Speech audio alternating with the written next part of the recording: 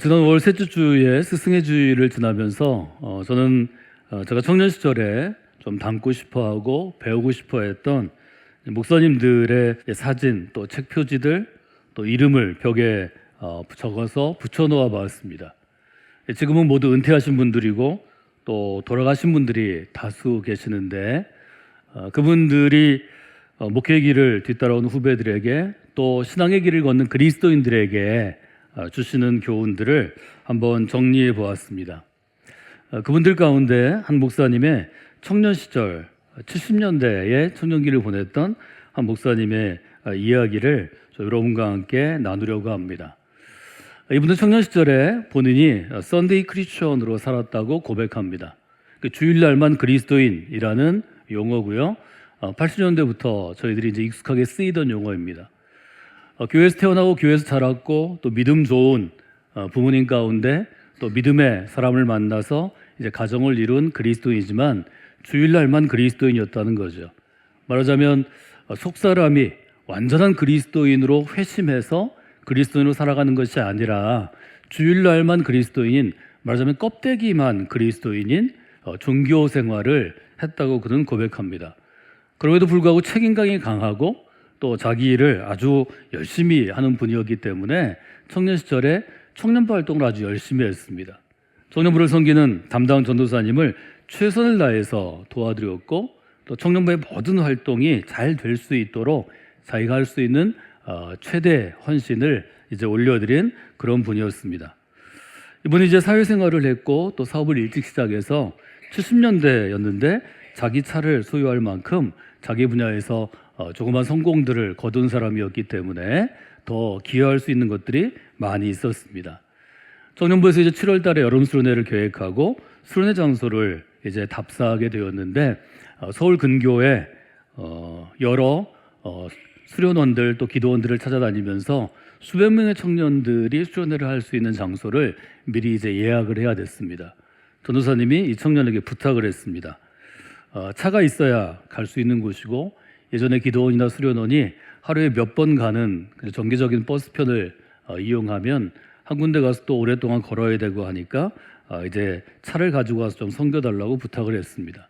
그래서 하루 일정을 정하고 자기 차를 가지고 와서 전도사님과 함께 서울 근교의 여러 곳을 이제 돌아다니기 시작했습니다. 그런데 조건이 맞는 곳이 없어서 그날 하루에 결정을 내리지 못하고 그 다음 날도 또 가야 했는데 경기도 가평에 있는 한 수련원을 이제 여름 수련회 장소로 결국 결정하게 되었습니다.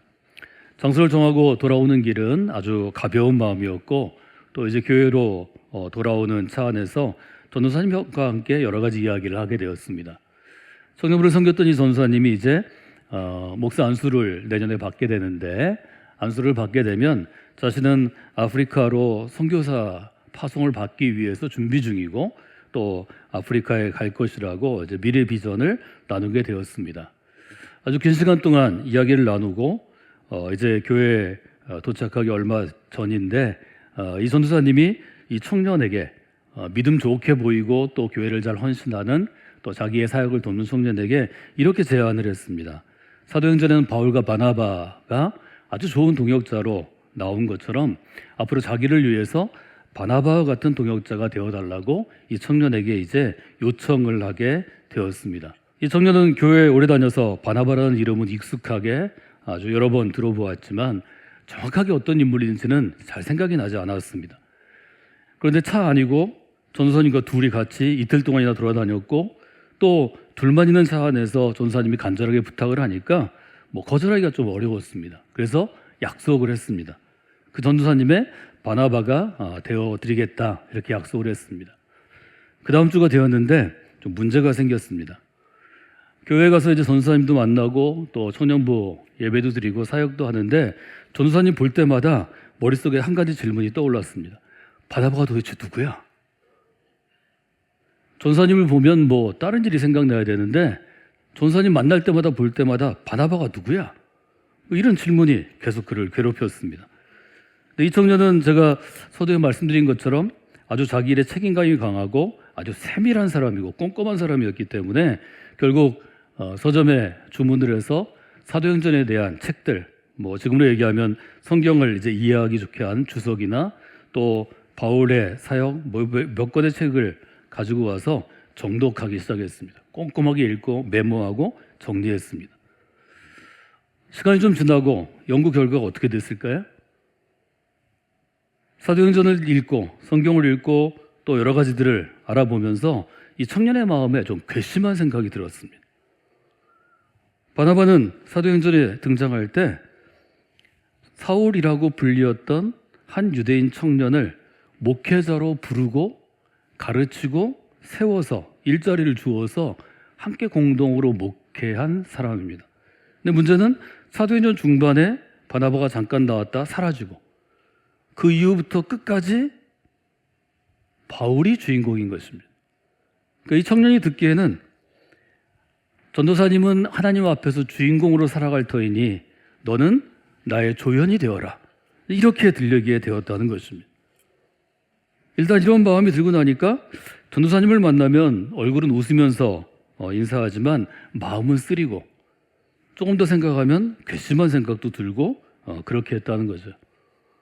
시간이 지나서 전도사님이 파송 예배를 드리고 아프리카 선교사로 떠날 때 이 청년이 약속대로 아프리카까지 가는 가족들이 가는 항공 비용 또 이사 비용을 부담하고 상당한 기간 동안 아주 오랫동안 매월 선교비 전액을 이제 후원하는 그런 일을 하게 되었는데 그러면서도 속상한 마음이 잘 씻어지지 않았다고 합니다.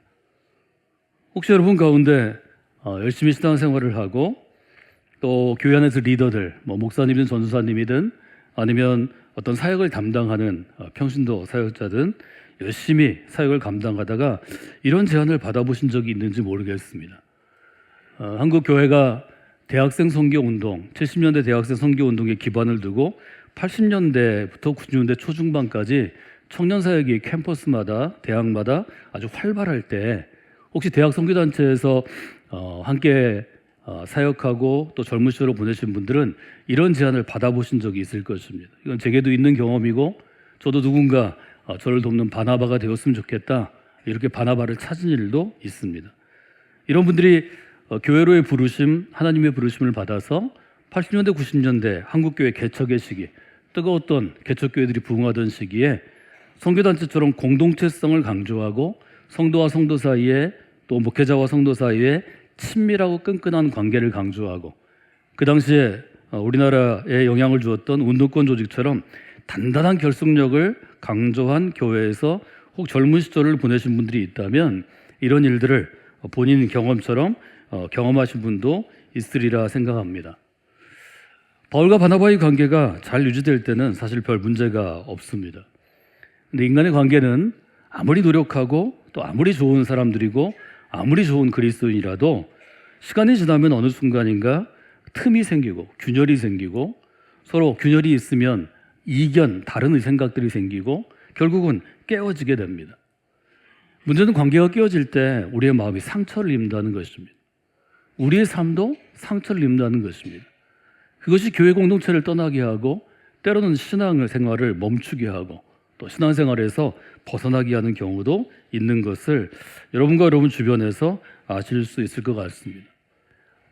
이 문제를 품에 안고 고민하고 또 해결하려고 노력할 때 제게 도움을 주었던 여러 성경의 좋은 교훈들이 있는데요. 그 중에 첫 번째로 제게 떠올랐던 구절이 바로 요한복음 13장 말씀입니다. 예수님은 제자들을 향해서 이런 말씀으로 교훈을 주신 적이 있습니다. 사람이 친구를 위해서 자기 목숨을 버리면 이것보다 더 큰 사랑은 없는 것인데 너희는 중간에 가로가 있지만 나의 친구라. 맞은 예수님은 제자들을 친구라고 부르셨습니다. 이것은 그 당시의 사회 상황에 비추어 보면 할 수 없는 이야기입니다. 상하관계가 분명한 사회입니다. 주인과 종이 완전한 주종관계를 이룹니다. 스승과 제자, 선생님과 제자의 관계도 그 사회 상황에 따라서 명령하면 들어야 하고 순종하고 복종하는 때입니다. 친구라고 부를 수가 없는 때입니다. 예수님의 이 말씀이 적용되는 때가 바로 지금입니다. 2000년 전에는 불가능한 것이고 21세기가 되어도 나의 친구라고 이야기하는 것이 쉽지 않은 관계입니다. 그런데 예수님은 너희는 나의 친구라 분명하게 규정하시고 이 친구 가운데 있는 큰 사랑은 친구를 위해서 자기 목숨을 버리는 것이다. 이렇게 얘기하십니다. 그리고 그 당시 흔히 있었던 노예, 초기 교회의 상당수를 이루었을, 맞아요. 교인들이 100명이면 그 중에 대부분이 노예였을 종들에 대해서 이렇게 얘기합니다. 이제부터 너희를 종이라 하지 아니하리니 종은 주인이 하는 것을 알지 못함이라. 예수님이 얘기하십니다. 너희를 종이라 하지 않을 것이다. 말하자면 위에 있는 사람은 주인이고 사람을 부리는 사람이고, 그 다음에 속해 있는 존재들은 노예와 같은 존재인데, 종과 친구를 이렇게 구분하십니다. 너희는 종이 아니다. 왜냐하면 종은 주인이 하는 걸 도무지 알지 못한다는 거죠. 주인이 이걸 왜 하는지, 이걸 왜 시키는지 이걸 알 필요도 없고 알아서도 안 됩니다. 만약에 종이 주인에게 왜 이런 걸 해요? 나 이런 거 하기 싫어요. 그럼 그에게 오는 것은 쫓겨나거나 팔려가거나 죽는 것입니다. 이 종은 도무지 주인의 일종의 파트너십을 가진 동역하는 관계가 아닙니다. 너희를 친구라 하였으니 내가 내 아버지께 들은 것은 다 너희에게 알게 하였습니다. 예수님 뭐라고 말씀하시냐면 너희는 나의 친구라. 친구이기 때문에 선생인, 스승인 내가 아는 것을 너희가 다 듣게 하였다라고 말씀해 주십니다. 말하자면 예수님께서는 제자들을 향해서 어떤 마음으로 제자들을 대했는지를 우리에게 잘 알려주는 그러한 이야기인 것을 우리가 보게 됩니다. 이런 점을 들어서 학자들은, 또 성경을 해석하는 사람들은 예수님께서 아주 시대를 뒤바꾸어 놓는, 변혁시키는 혁명적인 사상을 가진 일종의 신앙운동가였다라는 점을 부각시키기도 합니다. 다시 이 청년의 이야기로 돌아가면 이분은 여러 가지 일들을 30대에 겪은 이후에 늦게 목회자를 부르시며 순종해서 신학대학원에 다시 갔고 늦게 목회를 하게 되었습니다. 목회를 하면서 청년 시절의 경험을 복귀하게 되었습니다. 사도행전을 같은 성도들과 함께 가르치고 또 설교하면서 바울과 바나바의 관계를 더 깊이 알게 되었습니다. 청년 시절에 전도사님의 제안, 나의 바나바가 되어주겠습니까? 하는 제안에 좀 괘씸하게 생각했던 이분의 생각에 어떤 변화가 있었을까요? 이분은 몇 가지를 알게 되었습니다. 내가 오랜 시간을 교회에 다녔어도 청년 시절에는 썬데이 크리스천이었기 때문에, 즉 세상에 있는, 즉 세상의 관점으로 교회를 바라보고 내 믿음 생활을 바라봤기 때문에 그가 가진 세상은 일종의 직선 구조의 세계관이다, 이렇게 표현합니다. 직선 구조라는 것은 어떤 것을 의미하나요? 제가 제 원고를 접어서 표현하면 직선 구조는 이 선 안에 여러 명이 서 있는 것입니다. 바울이 앞에 서 있다고 생각하고 바나바가 뒤에 서 있다고 생각하면 바울이 앞에서 성공한 사람이고 나를 앞지른 사람입니다. 바나바는 뒤에 있는 사람입니다. 뒤에 있는 사람은 뒤져 있는 사람이고 패배자입니다. 이런 생각을 가지고 학교에 다니고, 이런 생각을 가지고 직장 생활을 하고, 이런 생각을 가지고 사업을 하고, 이런 생각을 가지고 교회에 다녔기 때문에, 신앙생활을 했기 때문에 그 구조의 세계관에서 벗어날 수 없었다는 것입니다. 회심을 체험하고 하나님의 은혜를 여러 번 경험하고 성경을 보는 눈이 열려서 성서적인 세계관이 열린 다음에 보니까 사람을 바라보는 눈과 세상을 바라보는 눈이 다르다는 걸 알게 되었습니다. 직선적인 세계관, 세상의 관점에서는 다른 사람과는 경쟁해야 하고, 내가 경쟁에서 이겨야 강한 사람이고, 경쟁에서 이겨야 유능한 사람이고, 경쟁에서 이겨야 성공한 사람이 되고, 그래서 내가 주인공이 돼야 속 시원한데 그것이 아니라는 것을 다시 보게 되었습니다. 신앙의 세계에서는 하나님께서 우리에게 주신, 말하자면 하나님의 관점에서는 바울도 바나바도 주연도 조연도 쓰임받는 상황과 시간과 규모가 다를 뿐이지 모두가 나를 친구라고 얘기하셨던 예수님의 관점과 다르지 않은 것을 보게 되었습니다. 오히려 내가 살아있는 동안 한 사람이라도 그리스도인으로 바로 세울 수 있다면 바나바와 같은 삶을 사는 것이 얼마나 귀한지를 알게 되었습니다. 그래서 이분은 목회하면서 그 청년 시절에 그 짧은 에피소드를 돌아보면서 이렇게 본인의 소회를 적는데요. 지나고 보니 유치한 생각이었습니다. 내가 지나고 보니까 바나바가 되라고 했을 때 내 마음이 상하고 그 말을 한 그분이 믿고 괘씸해 보이고 좀 속상한 것은 나의 유치한 생각이었기 때문이라는 거죠. 저는 오늘 저와 함께 말씀을 나누시는 여러분에게 설교 과제를 이렇게 드리고 싶습니다. 왜 이 목사님은 청년 시절 자신의 생각을 유치한 생각이라고 그렇게 표현했을까?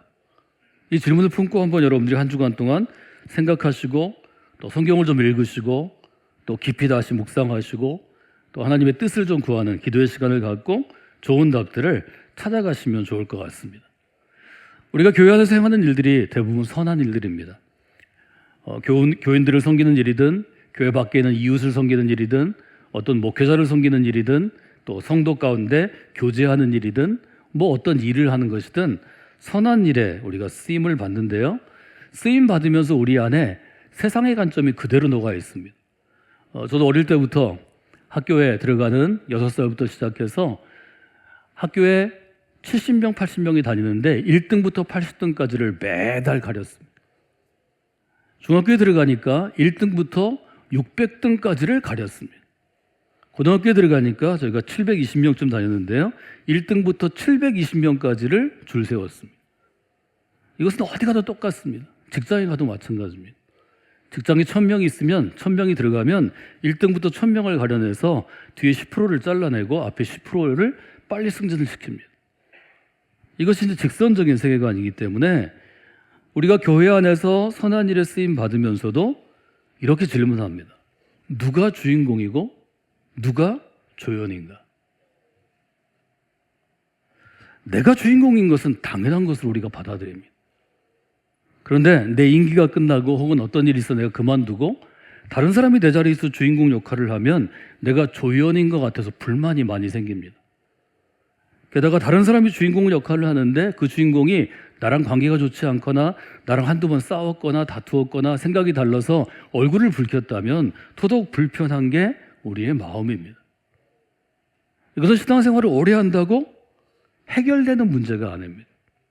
그러나 저는 여러분에게 또 질문하고 싶습니다. 우리가 지금 신앙이 어떤 단계에 있고 어떤 정도의 성숙함의 수준에 이르러 있습니까? 계속해서 내가 주인공인가 내가 조연인가를 따진다면 여러분은 바울의 표현으로 하면 아직도 영적으로 어린아이에 머물러 있는 것입니다. 이 일은 바울의 시대 우리가 그토록 성령 충만한 공동체라고 생각하는 초대교회, 초기 교회 가운데는 훨씬 더 심각했습니다. 초기 교회는 문제가 많은 교회였습니다. 예를 들어 초기 교회 가운데 부흥했고 큰 규모로 나아갔던 고린도 교회가 바울을 제일 골치 아프게 했습니다. 제일 맘 아프게도 했습니다. 바울은 고린도 교회가 여러 그룹으로 4그룹으로 갈려서 서로 시기하고 갈등하고 싸우고 우리가 옳다고 손들어 달라고 그럴 때 이런 편지를 고린도 교회에 썼습니다. 너희는 아직도 육신에 속한 자로다. 여러분 그리스도인은 어떤 사람입니까? 그리스도에게 속한 자입니다. 그런데 육신에 속한 자이기 때문에 너희 가운데 시기와 분쟁이 있으니 아직 그리스도인으로 성숙하지 않았기 때문에 육신에 속해 있고 그리스도에도 속해 있는데 왔다 갔다 하기 때문에 너희들이 시기하고 갈등을 하고 육신에 속해 있기 때문에 사람을 따라 행한다고 표현합니다. 그래서 사절에 보면 어떤 사람은 말하되 나는 바울 편이라 하고 어떤 사람은 말하되 나는 아볼로 편이라 하니 너희가 육의 사람이 아니겠는가? 육신에 속해 있는 사람들은 언제나 바울 편인가 아볼로 편인가 혹은 게바 편인가 혹은 그리스도 편인가 사람을 따라 행한다는 것입니다. 그래서 늘 문제가 생길 수밖에 없다는 것입니다. 바울은 계속해서 얘기합니다. 그런즉 아볼로는 무엇이며 바울은 무엇이냐?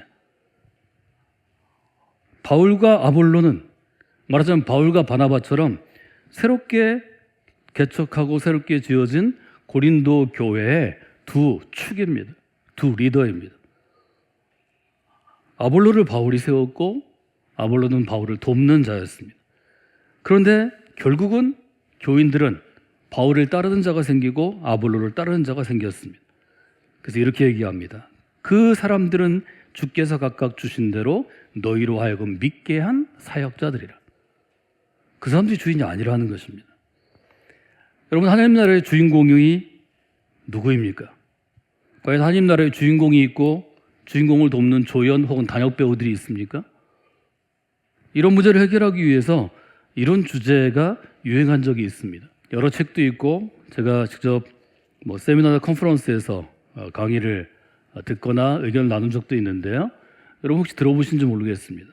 하나님 나라에서는 모두가 주인공입니다. 누가 조연이야 따지지 말고 타협하는 거죠. 하나님 나라에서는 모두가 주인공입니다. 좋으시죠? 별 반응이 없으시나요? 하나님 나라에서 모두 주인공이라고요. 성경은 이 점에 있어서 아주 명확하다고 생각합니다.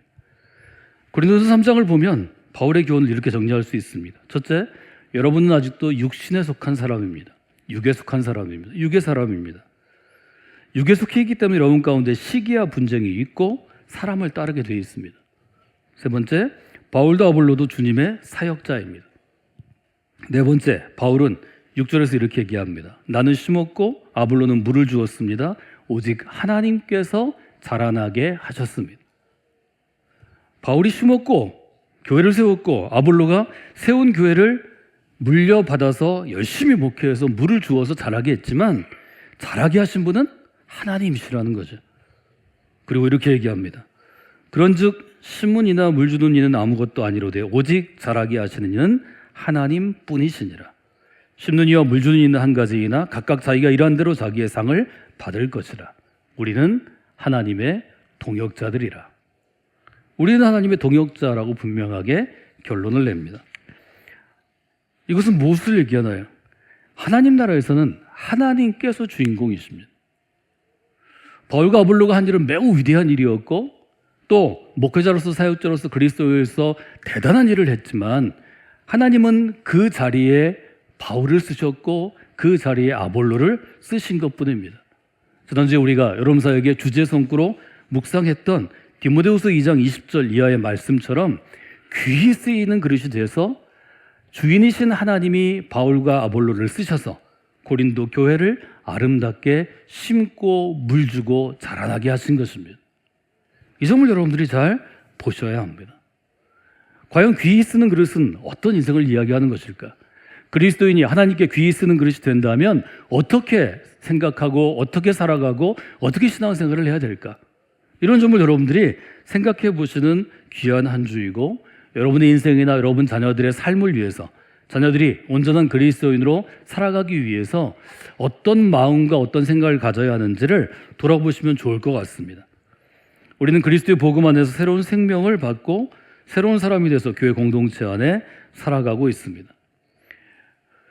누가 주인공인지 누가 조연지를 계속 여러분들이 어떤 사역을 하시면서 어떤 일을 하시면서 따지고 생각하고 갈라내는 그런 생각에 사로잡혀 있다면 여러분의 상당 부분이 아직 육신에 속한 자일 가능성이 많습니다. 바울은 우리가 육신에 속한 사람이 아니라 그리스도에 속한 사람, 이 세상에 속한 사람이 아니라 거룩한 영, 성령에 속한 사람이 되라고 도전합니다. 여러분이 이 점을 마음 가운데 두어야 할 것입니다. 말하자면 주인이 귀히 쓰는 그릇이 되기 위해서는 우리가 육신의 사람, 육의 사람이 아니라 영의 사람, 그리스도께 속한 사람이 되어야 한다는 것입니다.